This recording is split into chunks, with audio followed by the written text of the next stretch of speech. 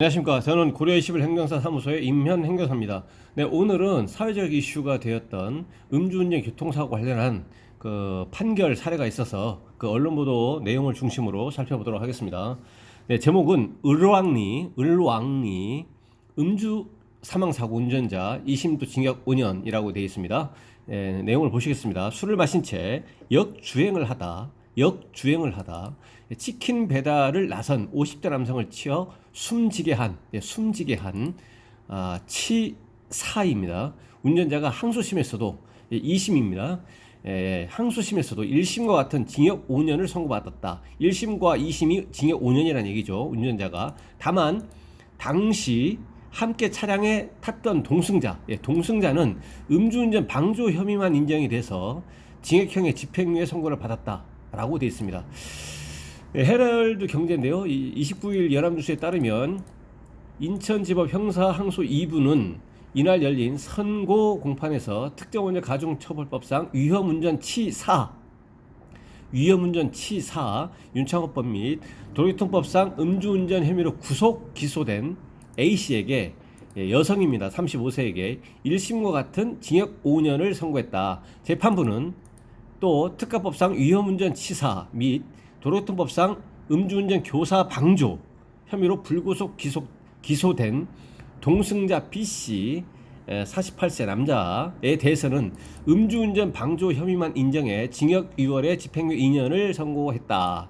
항소심 재판부는 1심에서 양형을 정할 때 고려한 여러 가지 조건이 항소심에서 바뀌지 않았다며 1심이 정한 형이 피고인들 주장은 당연히 1심의 그 선고된 형이 너무 무겁다 이렇게 주장할 것이고, 또 검사는 검사의 주장처럼 검사의 입장에서는 너무 가볍다 1심의 형이 너무 가볍다고 볼 수 없어. 그래서 1심에서의 형에 대해서 피고인들, 여기서는 이제 A하고 B씨죠. 운전자인 A씨와 동승자인 B씨 그리고 그 검사가 전부 다 이제 항소를 하는 겁니다.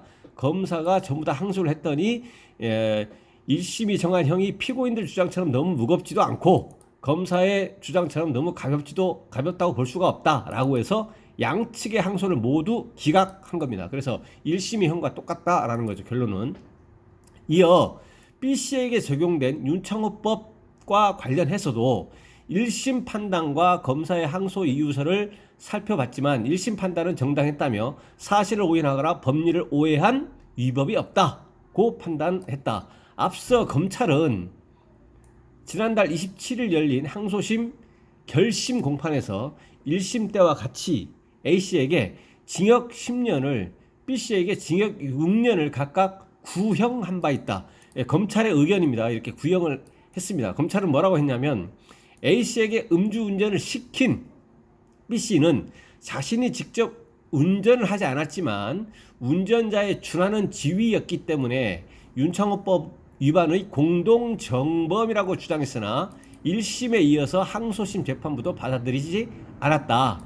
A씨는 지난해 9월 9일 0시 55분께 인천시 중구 을왕리 해수욕장 인근 도로에서 술에 취한 채 벤츠 승용차를 400m가량 몰다가 오토바이를 타고 치킨을 배달하러 가던 C씨, 당시 54세이고 남자이면서 사망을 했습니다. C씨를 치어 숨지게 한 혐의로 구속 기소됐다. 당시 A씨가 운전한 벤츠 차량은 제한속도 시속 60km를 22km 초과한 상태에서 주황선을 침범해 역주행했다. 그의 혈중 알코올 농도는 0.194%로 면허 취소 수치 0.08%를 훨씬 넘었다. B씨죠. B씨는 이제 동승자는 사고가 나기 전 함께 술을 마신 A씨가 운전석에 탈 수 있게 리모컨 컨트롤러로 자신의 회사 법인 소유의 벤츠 차량의 문을 열어주는 등 사실상 음주운전을 시킨 혐의로 불구속 기소됐다. 검찰은 B씨가 A씨의 음주운전을 단순히 방조한 수준이 아니라 적극적으로 부추긴 것으로 판단하고 둘 모두에게 음주운전의 처벌을 강화한 윤창호법을 적용했다. 예, 검찰은 그렇게 했다는 얘기죠. 그러나 1심 판사는 운전 중에 주의 의무는 운전자와 동승자 사이에 지휘 계약 관계가 없다면 원칙적으로 운전자에게만 부여된다. 예, 여기서 이제 공동 정범을 적용할 수 없는 그 논거 중에 하나가 이제 운전을 합니다. A 씨가 운전을 한 운전자 여성이고 B 씨가 이제 동승자입니다. 근데 A 씨하고 B 씨는 상하급자라든가 이런 지휘감독 관계에 있는 그런 관계라든가 또는 계약에 어떤 뭐 있어서 그런 관계에 있다거나 그런 것이 아니기 때문에 운전자한테만 운전 행위를 하는 이제 업무상으로 업무적으로 이제 그 운전을 하는 운전 업무는 이제 A가 하고 있기 때문에 운전자인 A 씨한테만 운전을 함에 있어서의 그 주의 의무가 그런 운전 중에 주의 의무가 요구되는 것이지 거기에 동승한 B에게는 이러한 주의 의무가 없어서 이렇게 운전을 하던 중에 사고를 야기했고 또 야기를 해서 치상이나 치사에 이르렀다고 하더라도 그러한 실행행위에 있어서 이런 것들이 어떤 고의가 설사 있었다고 하더라도 그러한 행위에 있어서 그 동승자인 B 씨에게는 그러한 의무가 있지 아니하고 이러한 그 고의가 있는 실행행위의 경우이더라도 이러한 실행행위의 분담을 의무 자체가 없기 때문에 분담을 A가 아닌 B가 같이 했다고 볼 수 없어서 이 B에게 A가 한 행위에 대해서 사고를 야기하고 그러한 거에 대해서 A와 같이 책임을 물을 수가 없다라는 것이죠. 예. 그래서 이 운전 중 주의 의무는 동승자인 B에게 책임을 물을 수 없고 A한테만 있다라는 것이고요.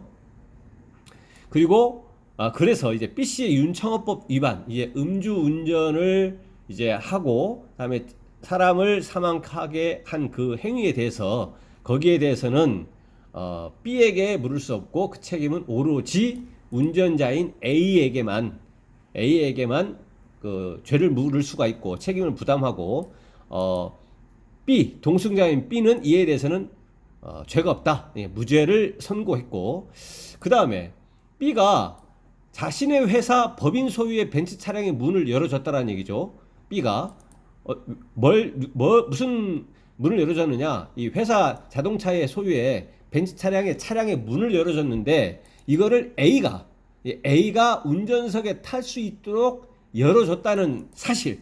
예, 이 사실은 방조, 이제 그 최초에 음주한 채로 운전하려고 하는 의사는 A가 있었는데 이러한 의사를 좀 원활하게 할 수 있도록 도와주는 차원에서 방조 혐의는 인정이 되는데 이렇게 문을 열어줬다는 사실, 예, 자기 회사 법인 소유의 자동차 문을 열어줬다는 사실만으로 최초에 A가 음주운전을 하려고 했던 의사는 없었는데 이러한 행위만으로 B가 A로 하여금 야 음주운전을 해라 이렇게 음주운전을 하려고 하는 그 범죄 의사를 B가 A한테 이거를 이제 갖도록 한 혐의는 인정될 수 없다. 그러한 교사는 인정될 수 없다라는 거죠. 물론 이제 검찰에서는 인정이 된다라고 해서 이제 기소한 거지만 법원에서 어떻든 정당한 권한이 있는 기관은 법원이지 않습니까? 법원에서는 그 행위만으로 음주운전 교사로는 인정될 수 없고 음주운전 방조에 대해서만 인정이 될 수 있겠다라고 해서 판결을 한 겁니다. 그래서 1심 판결과 2심 판결은 이제 똑같습니다. 여기서 그래서 한동안 이제 사회에서 좀 이슈가 됐던 그런 상황인데요. 이게 2심 판결도 이제 났기 때문에 이에 대해서 언론 보도 내용을 중심으로 살펴봤습니다. 네, 오늘 영상의 내용에 대해서 질문 있으시면 댓글 달아주시고요. 그러면 대댓글이나 별도의 영상으로 답변 드리겠습니다. 네, 오늘 영상의 내용이 도움이 되셨다면 구독, 좋아요 부탁드리겠습니다. 네, 감사합니다.